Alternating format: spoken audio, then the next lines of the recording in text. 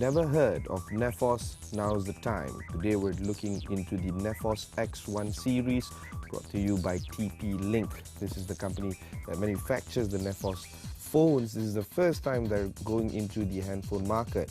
This particular unit, I have reviewed it in my previous episode. You can click here to watch that video. This is the entry-level series. It's priced less than 500 ringgit, puts it in the range of the J3 or J1 of Samsung or the Oppo phones, the Zenfone series, and this is a great interconnected phone where entry-level users can enjoy.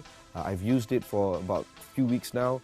There's nothing spectacular about the phone's prowess, but it's good to note that it's a great phone for the entry-level market. So if you don't want to spend so much on your phone, maybe just a couple of hundred ringgit, this could be a serious contender for that phone. The footages are great, the camera work is fantastic. Again, much of the review has been done. You can click here to watch that episode.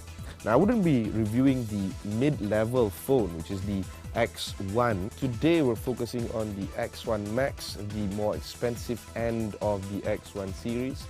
We wouldn't be focusing on the X1 itself, either the X1 Lite or the X1 Max. The X1 Lite priced at about 500 ringgit, the X1 Max double that price at 1000 ringgit. So let's unbox this and see what you get in the box.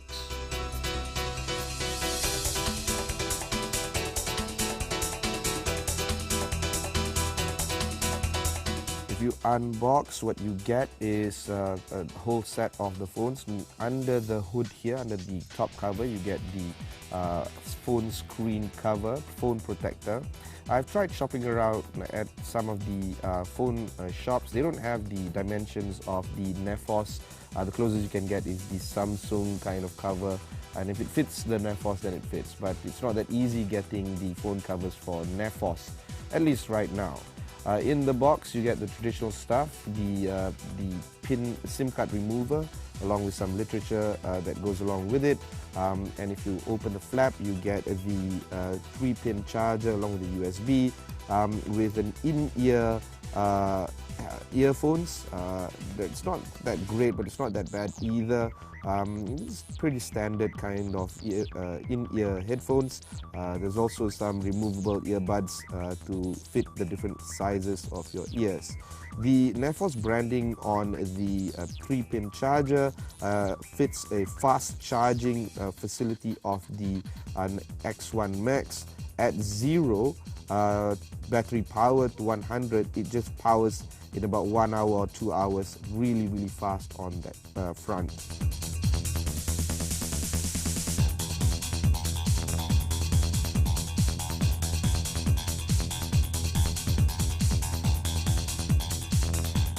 The X1 Max comes in two colors, cloudy grey and sunrise gold. The one that we're reviewing today is the cloudy grey. It's the same kind of offering that the X1 Lite has last week. So the clear difference here is on the display. It is 5.5 inches for the X1 Max compared to the 5.0 inches in the X1 Lite.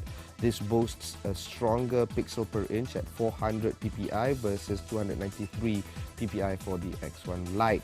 The battery size is also huge. It's at 3000 milliampere or mAh for the X1 Max. The X1 Lite comes at about 2500 mAh. And inside the machines, the phones, is going to be very different. The X1 Max runs on the older Android version, running at Android 6.0, compared to the newer Android 7.0 version that is on the X1 Lite. The memory and the speed of these two phones are the clear differentiating factor here. The X1 Max runs on 4GB of RAM with an extendable slot of 64GB ROM, but the X1 Lite has no extended slot. It only runs on a 2GB RAM. The RAM and ROM for read and write for the X1 Lite, the ROM is at about 16GB. Now the cameras are the same for both X1 Max and X1 Lite. Both the phones have a 5 megapixel for the front camera and a 13 megapixel PDAF on the back camera. Again, I've tested these phones on low light settings. It's great. There's a couple of shots that I want to share with you later going forward.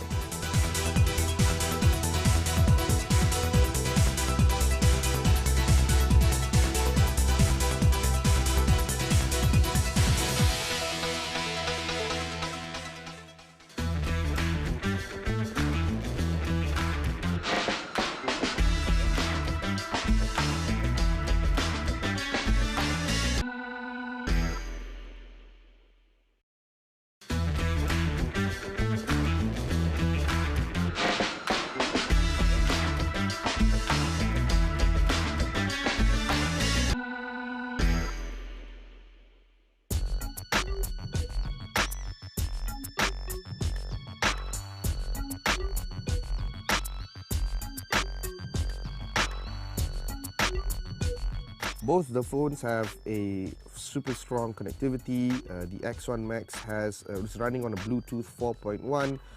It has 2 SIM card slots running on 2G, 3G and 4G networks. It also has the dual nano SIM card, dual SIM, dual standard display and standby. And the connectivity is very standard here. It runs on Wi-Fi 802.11a, 802.11b, G and N with the 2.4 GHz and 5 GHz bandwidth. The audio formats, basically it's everything there from MP3 to MP4 to WAV to MIDI and a bunch of other stuff as well. All the formats are playable there. And one thing that I want to highlight is on the external memory card slot. The micro SD card takes up to 128 gigs of memory, so if you think that you're going to run short on the memory on the phone, you can just add on a freshly inserted micro SD card.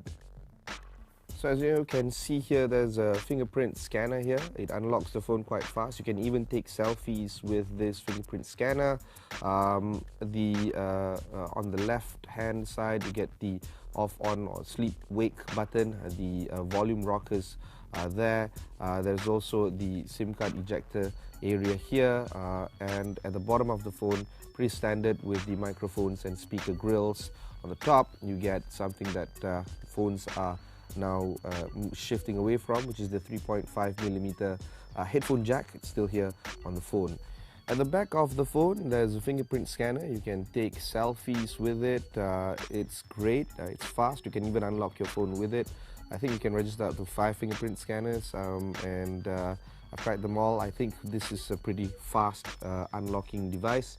It unlocks, according to the brochure, it says 0.2 seconds. I think it unlocks that fast. Let's turn this baby on, shall we? Right, typical settings here. You can choose any language. Bahasa Malaysia is there, Chinese, English, bunch of other stuff. English, we move on ahead. Pretty standard stuff. We'll skip the SIM card insertion. We'll choose one particular network.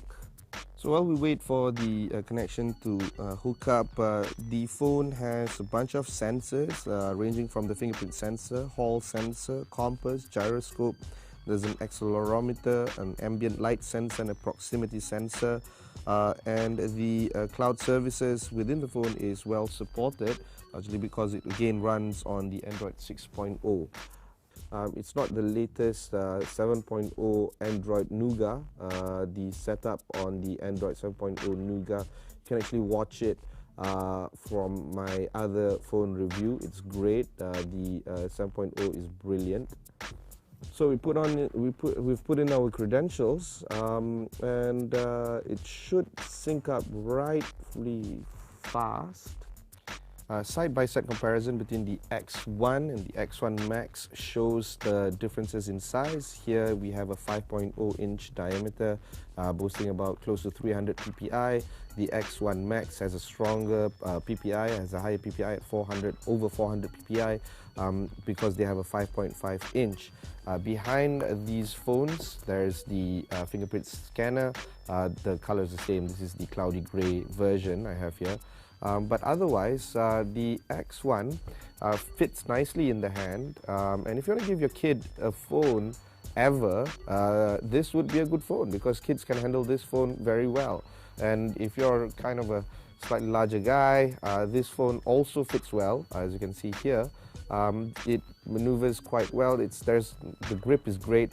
You might not exactly fall down, but what I find interesting is that because there is no physical button here, I might find it hard sometimes when I play with the phone, that I might get the buttons mixed up between the 3 buttons here. So that's it from the dimension part.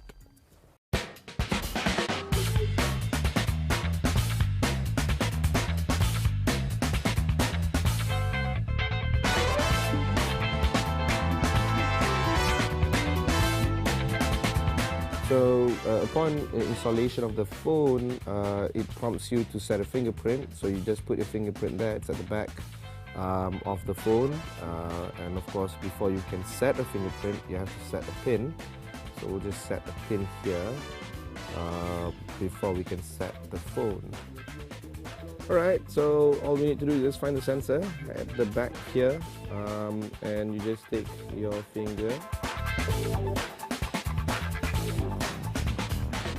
vibrates quite nicely. There you go, it's done. And that's my finger. So let's see how fast it responds. Lock, unlock, and I put my finger there. There you go, straight away. It's literally less than a second actually.